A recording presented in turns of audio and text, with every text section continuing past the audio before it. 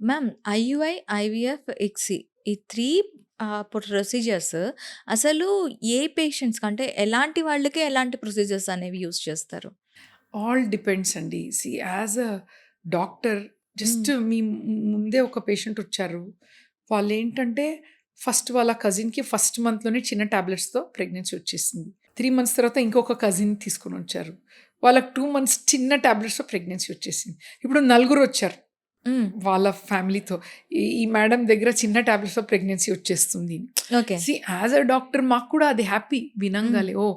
So happy కదా! చిన్న we also natural method tell them counsel చేస్తాము. It's right of every couple న్యాచురల్‌గా. ఒక 100లో 60% న్యాచురల్‌గా అయిపోతది. హ్మ్. 40%కి కాదు. 10 ఇయర్స్, 15 ఇయర్స్ మ్యారేజ్ అయ్యి ఎవ్రీ మంత్ ట్రై చేస్తా ఉంటారు కదా! 10 హ్మ్. ఇయర్స్ పట్టదు ప్రెగ్నెన్సీ అవ్వాలంటే. సో, వాళ్ళకి కొన్ని పారామీటర్స్ లైక్ ఐయుఐ అనుకోండి. యూజువల్లీ ఎవరికి చేస్తాం ఐయుఐ అంటే స్పెర్మ్ మైల్డ్‌గా తక్కువుంటది. 8 మిలియన్సే ఉంటదనుకోండి. ఆ స్పెర్మ్ ఎగ్ లోపల ఎళ్ళదు. సో, ఐయుఐ డైరెక్ట్‌గా చెప్తాం. ఇంకా ఎండోమెట్రియాసిస్ అన్నాను కదా! గ్రేడ్ 3 అలా ఆర్ 2 ఆర్ 3 ఉంటే డైరెక్ట్‌గా ఐయుఐ చెప్తాం.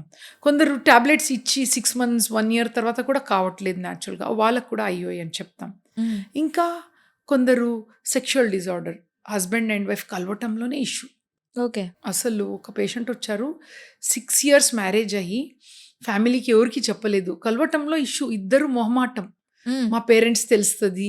మా మా మదర్ తెలుస్తది. And husband don't tell anybody అంటే పాపం మా అమ్మాయి చెప్పకుండా అందరూ నీకే ప్రాబ్లమ్ పిల్లలు అవ్వట్లేదంటే ఇక్కడొచ్చి ఏడ్చారు ఇద్దరు. మేడం నాకు ప్రాబ్లమ్ కలవటం నాకిష్టమే లేదు. ఇంట్రెస్టే లేదు. మా ఫ్యామిలీ అయితే ప్రెషర్ పెడుతున్నారు. మా వైఫ్‌కి పిల్లలు నీ ప్రాబ్లమ్ ఇలా మేము ఎన్నో చూస్తాం.